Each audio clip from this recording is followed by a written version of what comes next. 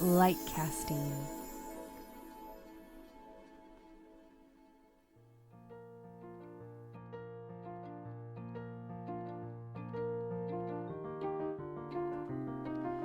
Hi, sweet souls. Welcome to I'm Awake, Now What? A podcast investigating the intersectionality of spirituality, healing, and personal development. I'm your host, Krista Xiomara. Rack up some good karma by leaving a 5-star rating, and write a review if you're enjoying the show, and tell your friends about it. This week I sit down with co-author Jake Eagle to discuss his book, The Power of A.W.E. The A.W.E. method is a 5 to 15 second, 3-step process that transports you into a heightened state of consciousness and wonderment that creates changes to the mind and body while improving health and wellness. Jake and I discussed the research studies that were built around this methodology and how it changed the participants who were frontline healthcare workers during one of the hardest moments in our recent history, the COVID-19 pandemic. Jake also shares with the audience how using the A.W.E. method can reduce a person's experience of loneliness, burnout, and shift consciousness. We also discuss the benefits of healing using the A.W.E. method to help our nervous system feel safe so long-term healing and integration can occur.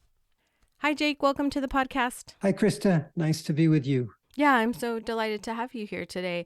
My first question is always to pass it back to my guest and give them the opportunity to introduce themselves in their own words about who they are and what they do. Well, my name is Jake Eagle, and I currently live in Hawaii on the Big Island. I moved here with my wife, Hannah, 6 years ago. And before that, we lived in Santa Fe, New Mexico, where I had a private practice as a psychotherapist for almost 30 years. And then when we moved, I kind of shifted my focus from doing private work to doing a bit more research. And that's actually how the book that you and I will talk about, how the book came about. Yeah, beautiful. And my second question is, since this is a spiritual-based podcast, I've kept this in since the inception, and I'm always curious of everybody's personal evolution with spirituality, religion, or nothing at all. Where did you get plunked into as a child? What did you have as a belief system? And then where are you now as an adult, and how are you anchoring yourself day to day? Well, as a child, I grew up in a secular home. There was very little exposure to either religion or spirituality through my teen years. And then when I was 18, I was in a very serious car accident, life-threatening car accident. And that opened my eyes to the fact that, or an awareness that I wanted to be in touch with the deeper purpose of my life. I was in an accident where by all sort of reasonable expectations, I would have died, but I didn't. And so the question for me was, why not? And even more importantly, what do I do with my life? And that became a driving question and has continued to be in my consciousness ever since. After that opening, I began to interact with people who had much more spiritual awareness than I had at the time.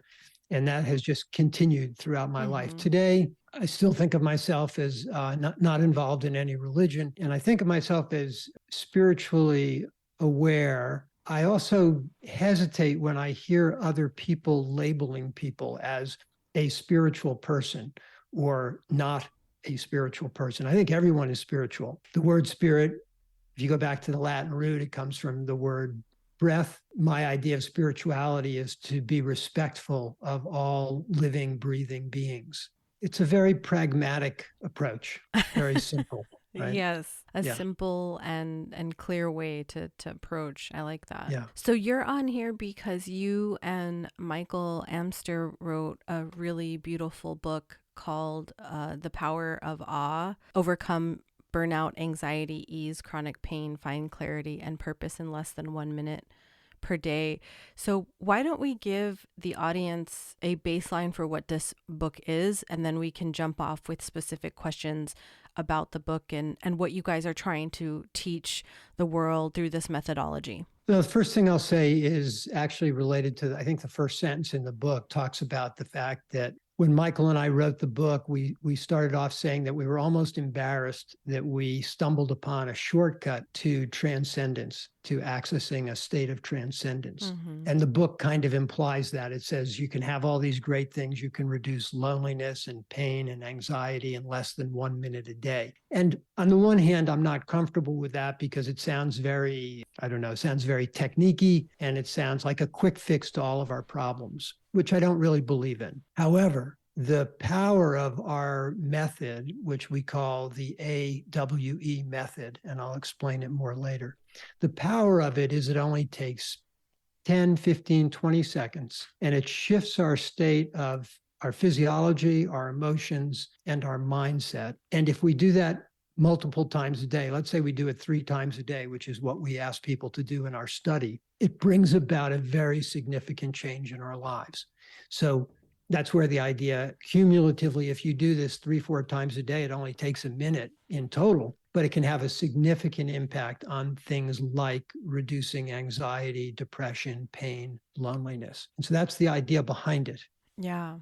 It's beautiful. And I think in the book, you guys also mentioned that the idea of microdosing mindfulness, which is microdosing is like such a buzzword right now, but what you call attention to there, as well as if you're talking about that specifically, is being transported into a heightened sense of consciousness and wonderment that leads to health benefits. So I think we'll unpack that a little bit more in the work and the science and everything you guys did in this book to show evidence of this actually working for everyday people who I think probably also had not come into contact with these ideas. I'm guessing I don't know every single participant in the studies, but I'm guessing some of them didn't have any background in this as well. That's right. I would say none of the participants had been exposed to our particular methodology. Some of them were meditators.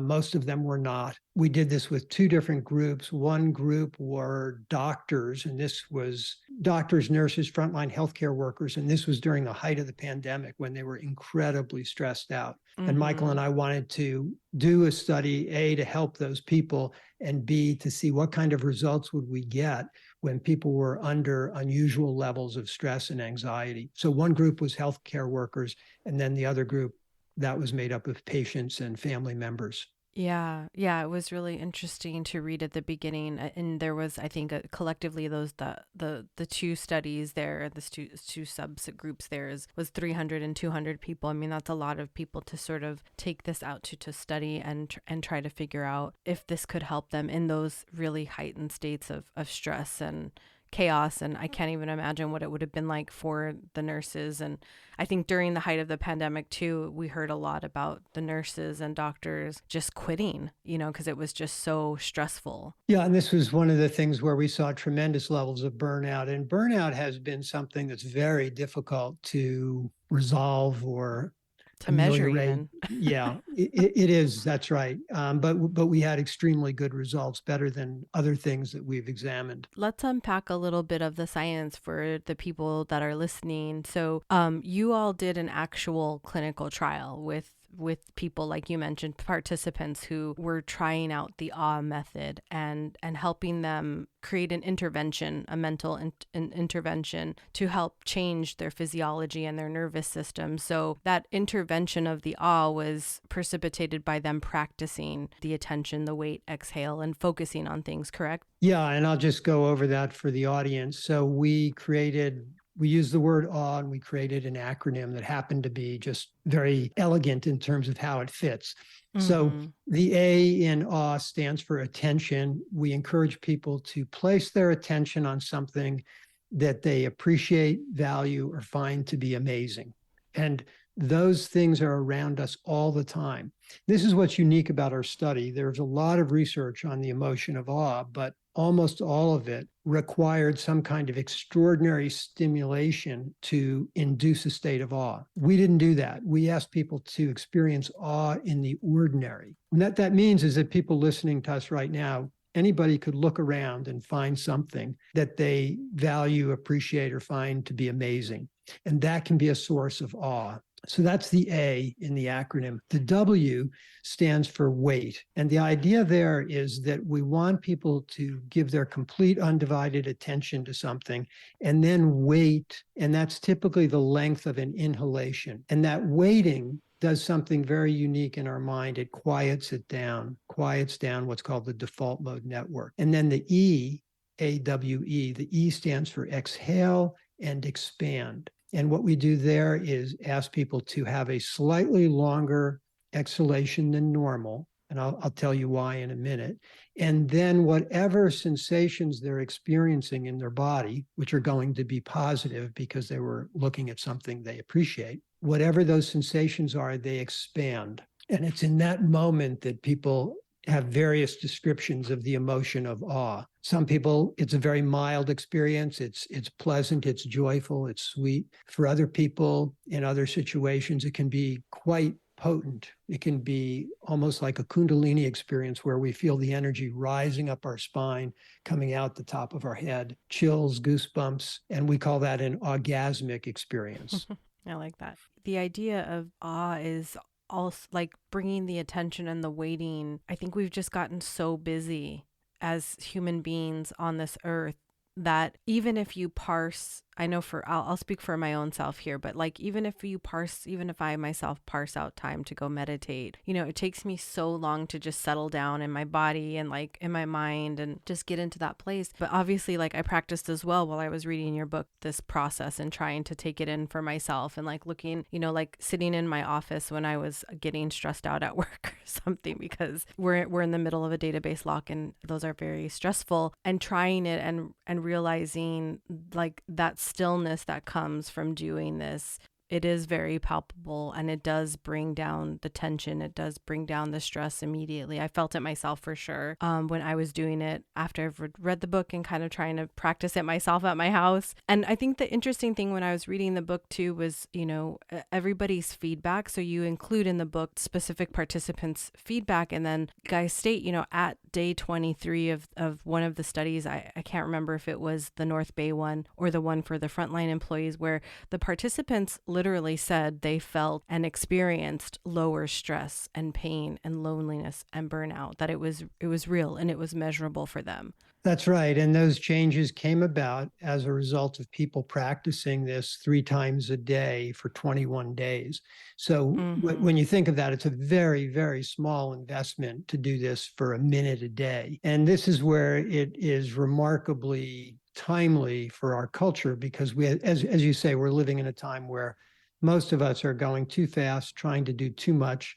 And even if we take 10 or 20 minutes out of the day to meditate, which I'm a proponent of, even if we do that, the remaining 20 some odd hours, we're going at a pace that tends to turn on our sympathetic nervous system. And we get into this state of chronic tension, chronic anxiety, which is really very damaging. And what we're doing is we're giving people an opportunity to reset their nervous system at will at any time of the day. You can be sitting at a traffic light and you can do this method and reset your nervous system in such a way that has all sorts of positive benefits physically and mentally. The other thing about what you mentioned with the chronic tension, I definitely notice for myself, like when I get tense about work, I start to feel it in my jaw. And so like when I was practicing this, it's also a good way to stop that accumulation of the tension that our body holds constantly for us. And then you, instead of getting to like the end of your day and like feeling into your body, if you're a practitioner or healer or somebody who has a spiritual practice, like looking and seeing where all the tension is or the pain or the stress or whatever is, like instead of waiting at the end of the day, you can release this throughout the day. Like that's what I found beneficial in doing it for myself. And we're all in very high stress situations depending on what our day-to-day stuff is. So it's like it's useful to be able to not have that tension and that chronic pain, I think, accumulate. At least that's what I felt. Do you know any more about that from other participants? I think there are 2 sides to that. One is exactly what you're describing, that this can be used to unwind our nervous system as we wind up throughout the day. But there's another interesting piece of this, which is some people started to use this prophylactically. In other words, imagine that you're in a relationship and you need to have a conversation with your partner and you're feeling tense about it. So what people started to do is they would practice the awe method before going into that conversation or before going into a meeting at work that they thought was going to have a lot of tension. And what's happening is that they're resetting their nervous system prior to the event, which positively influences the way that event's going to go. I could see that. Yeah. And especially because if you do get into conflict in relationship or in a work situation, like your nervous system just becomes elevated and things start to get a little wild. There was an interesting piece in the book that I think would be really relevant to the listening audience that I really liked that you guys spoke about was the loneliness that a lot of participants felt. And I think in generality, the loneliness that has sort of become a byproduct of our modern society. We've had all of these inventions and all of these innovations that have allowed us to not have to leave our home. And I think the pandemic really isolated people as well. And there's one line in the book that you guys say that loneliness is more a state of mind than a state of being. And I think having that nuanced look at loneliness is really important. But the loneliness piece and the awe methodology, how do those relate? And how did you find a way to help people through that?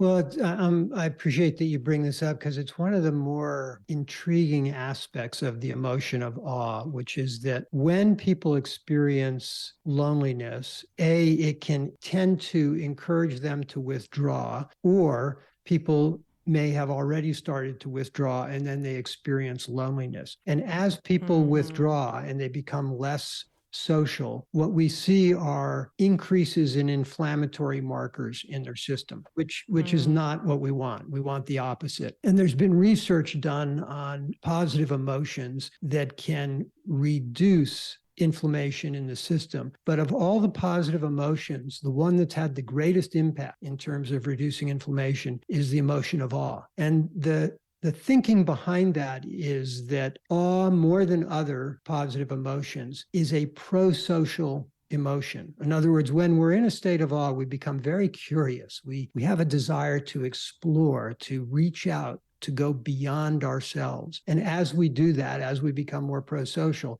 those inflammatory markers go down and we have more connection with other people. Or, and this is really interesting, or we have more connection with something beyond ourselves, something greater than ourselves, something that may be unnameable. Some people may give it a name. I just think of it as something that's unnameable, whether that's the universe or God or nature. And we can do that whether we are with people or whether we are alone and isolated. And this to me was really fascinating, that I can be experiencing loneliness, I can be isolated, and I can use awe to reduce my experience of loneliness. Mm-hmm. Yeah, I found that really fascinating. And I definitely experienced on my own personal journey, once I sort of got into a really good space of inner peace and understood probably like in the healing process of like codependent relationships and things, and like being able to be on your own just seems really scary for a lot of people, but really leaning into the aloneness, but also knowing you're never alone inside yourself, I think was really a beautiful thing to learn. And I think you guys call attention to that as well in the book, in this process of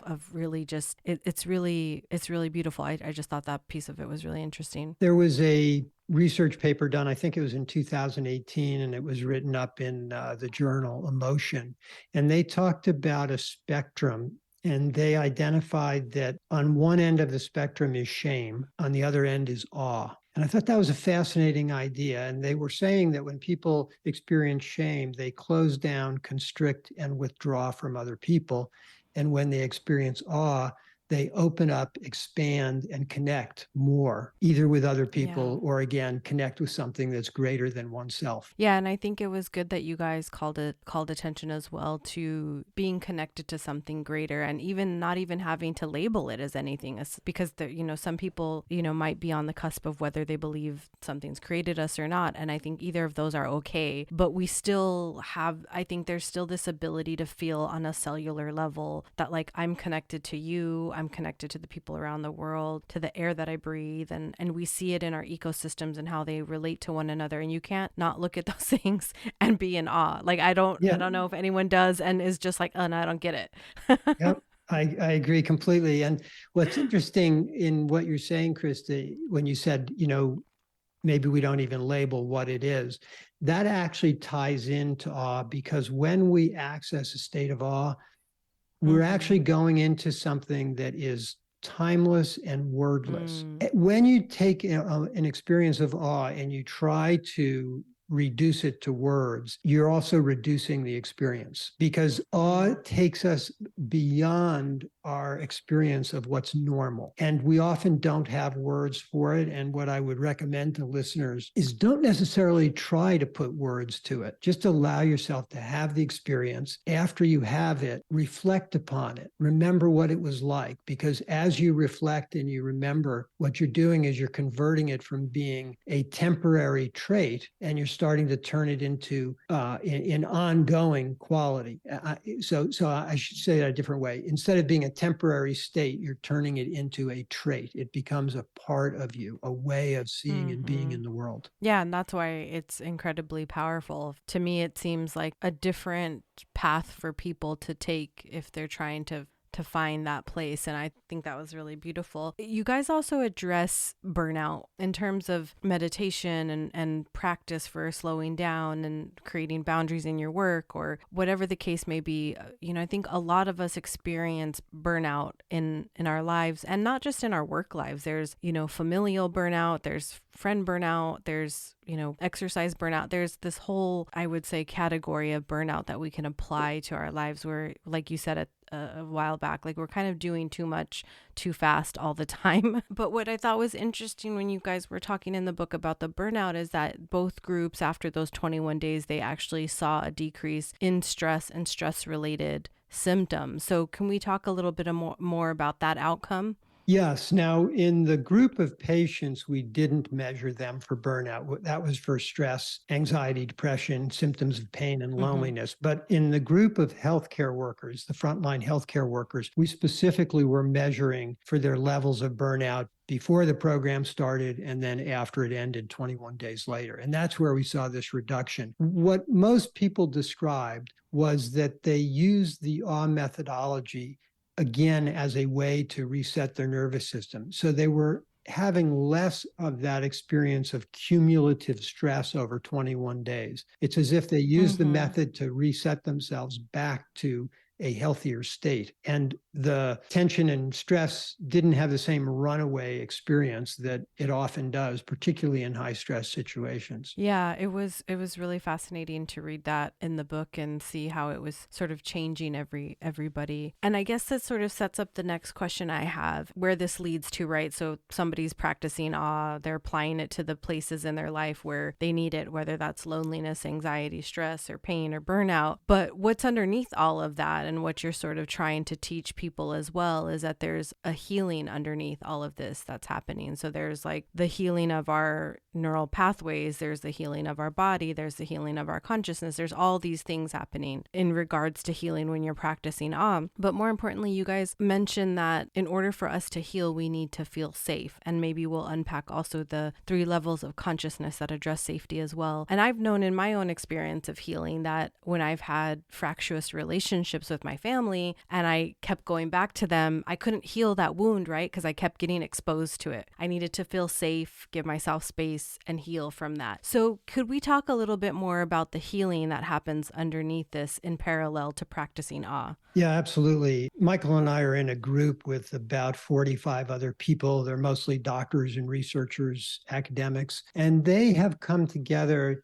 because they're so frustrated with our healthcare system, because fundamentally their belief is that people will not fully heal if they don't feel safe. That as long as your nervous system is activated in a sympathetic manner, in fight, flight, or freeze, complete healing will not occur. And so their concern is that the healthcare system we have now puts very little emphasis on helping people feel safe or helping people feel connected to their providers. Most providers don't even have time to connect with their patients. Now, one way to think about this is to use a model that we created many years ago. And we talk about it as 3 different levels of consciousness. And the first level is safety consciousness. And this is where the vast majority of us live the vast majority of our days. We are focused on being productive, getting things done, taking care of business, doing what we have to do to make ourselves and our loved ones feel safe and secure. And there's nothing wrong with that. It's all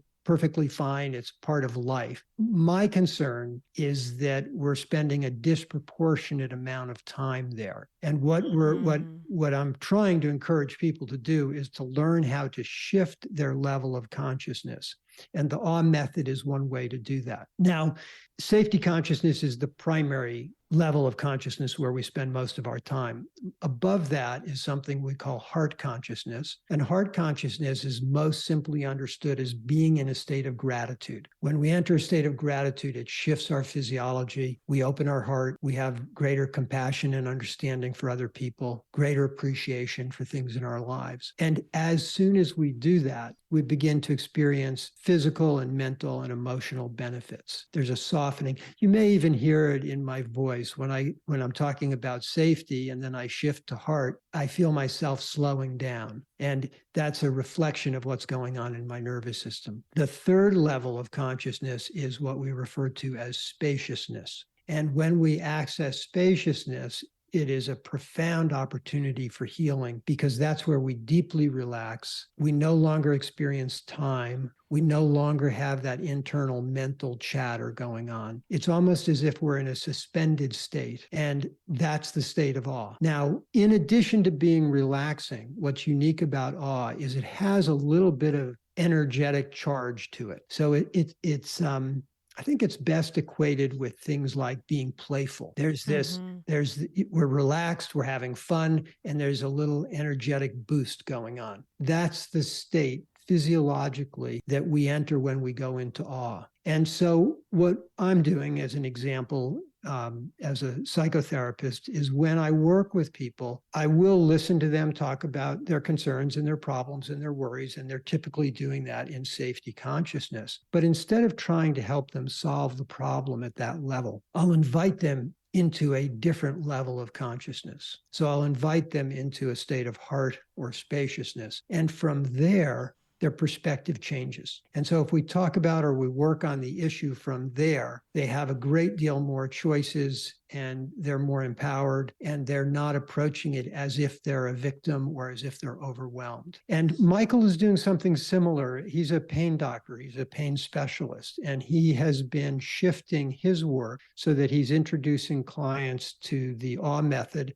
Yeah, it's really beautiful. The 3 levels of consciousness, I think, are such a good tier to sort of look at in terms of how do you move through those. When I was reading the book, I was thinking about this in terms of sometimes even if you are reading books and learning about psychology, it's not really clear how you get to that next level. Sometimes it's still not even clear with things. And I thought it was a really good, clear pathway to figure out if you are stuck in the anxiety and the fight and the freeze and all of that, how do you move your consciousness somewhere else? How do you give yourself space to be calm and be present and allow yourself to feel what you need to feel so you can heal and then move into a deeper level of consciousness? I thought it was a really good chapter as well and a good practice. And again, as I said when we first started, it's a very pragmatic approach. I mean, when we're in a state of safety consciousness and feeling tense, if we have the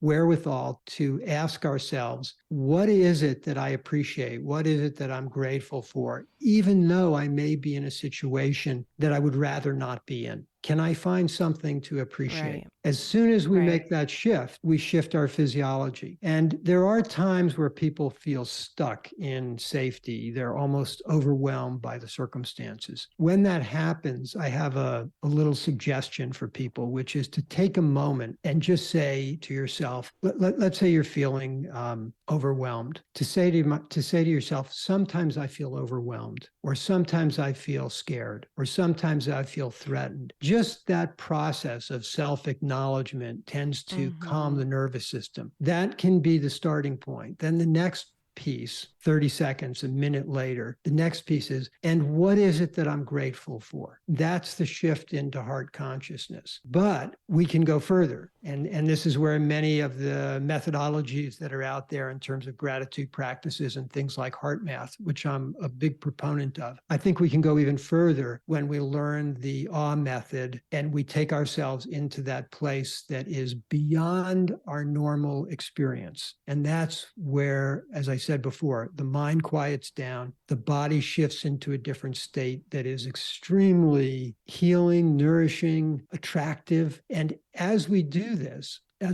more and more, these moments of awe begin to arise spontaneously throughout our day. It's a self-fulfilling loop. The more we do it, the more it happens. Mm-hmm. Yeah, when I was reading those statements of the I sometimes, it sort of reminded me of parts work in IFS and how they try to teach you that when you say, I feel like I'm a bad person, or I feel like a lot of shame about something, and it's like, no, this is a part of me.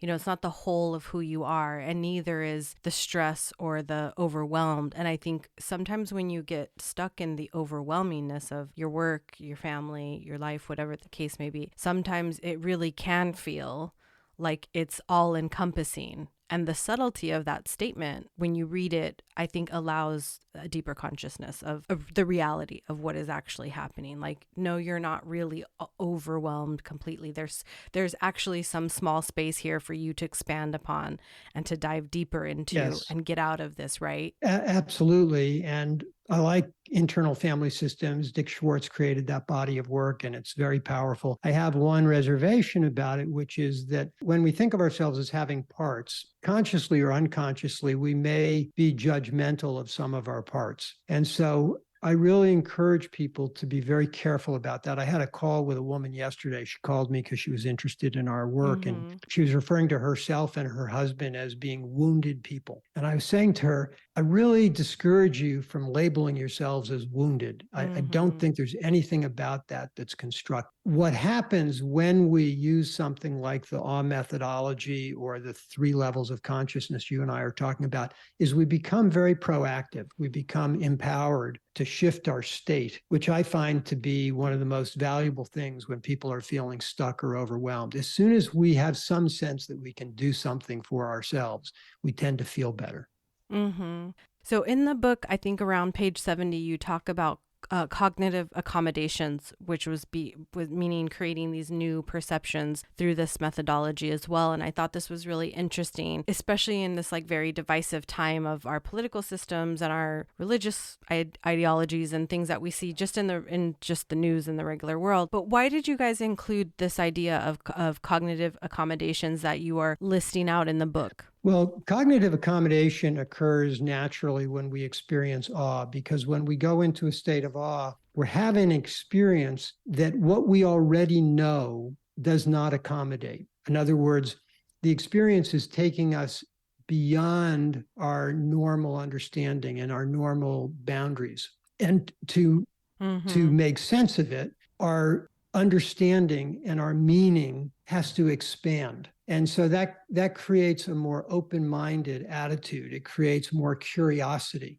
And this actually results in a deeper level of connection with other people because we're expanding our understanding, we're expanding our ability to tolerate differences. And it's a very powerful part of the emotion of awe. We're basically, imagine a bullseye, and we're focused on the center of the bullseye. And we almost fixate on it. It's what we know. It's the way we think the world should be. It's how we think people should behave. But when we have an experience of awe, it's taking us beyond the limits of the bullseye. The target is expanding. It's enlarging. It's growing. And as it is, so is our understanding of other people. So it's a very powerful aspect of awe. Yeah, it really is. And I think a lot of us on the spiritual path, we experience this. I know I definitely did in my expansion of my new perceptions, especially just getting out of your own echo chamber, like whatever it is or wherever you start out. That helps a great deal, without the awe experience. But I thought that was really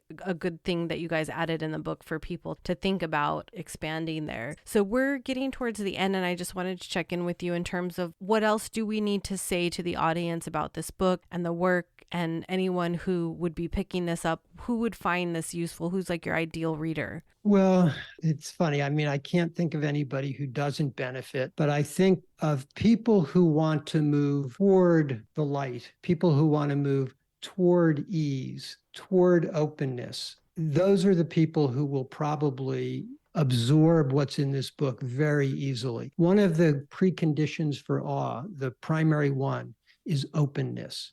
So people who are very rigid and living in a very sort of dogmatic way are less open to what you and I were just talking about, cognitive accommodation, where your point of view changes and your mind opens. So the more open you are, I think the more you'll be able to get out of the book.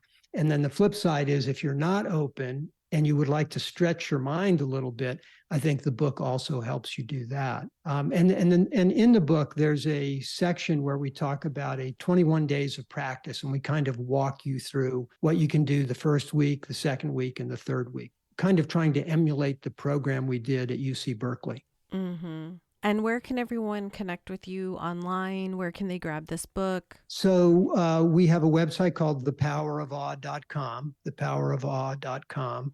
And if people send emails to us at that from that website, we will respond. We also will be doing a course starting, I believe, at the end of January. We'll be doing an online course for people that are interested. And we'll be doing those ongoing in the future. Our next big event is a study we're going to do at UC Davis for people that are suffering with long COVID. Mm-hmm. Yeah, that's awesome. And I do always like to end the podcast in gratitude. So I always like to check in with my guest and see what 3 things they're grateful for in this moment, this week, anything that's sort of stuck in your heart chakra. Well, the first thing I'm grateful for was meeting you. When I came on, I asked you, is this going to be a live thing with images? And you said, no, I'm kind of an old-fashioned podcaster. And I really appreciated that. I hadn't heard anybody say that. And I just thought it was charming. So I appreciate that. I appreciate the fact that I'm here in Hawaii and you're across the world practically. And here we are able to connect. That's sort of one of the delightful aspects of technology. And then the third thing is I appreciate the fact that I'm going to get to spend the rest of today with my wife, which I'm always happy to do. Oh, that's sweet. Well, I had a really good time with you and unpacking this book and its concepts and the method and seeing what it will do in the world. I'm sure good things. Thank you so much for being here today. Thank you. I appreciate it. This podcast was written, directed, and produced by me, your host, Krista Xiomara, in alignment with LightCasting. Music curated and created by Mr. Pixie. You can find I'm Awake Now What on all social media channels by searching IANW Podcast. Head over to your favorite podcast app and subscribe, download, rate, and review. Come back every Sunday to partake in a new and enlightening conversation. May you be filled with love and light until we meet again.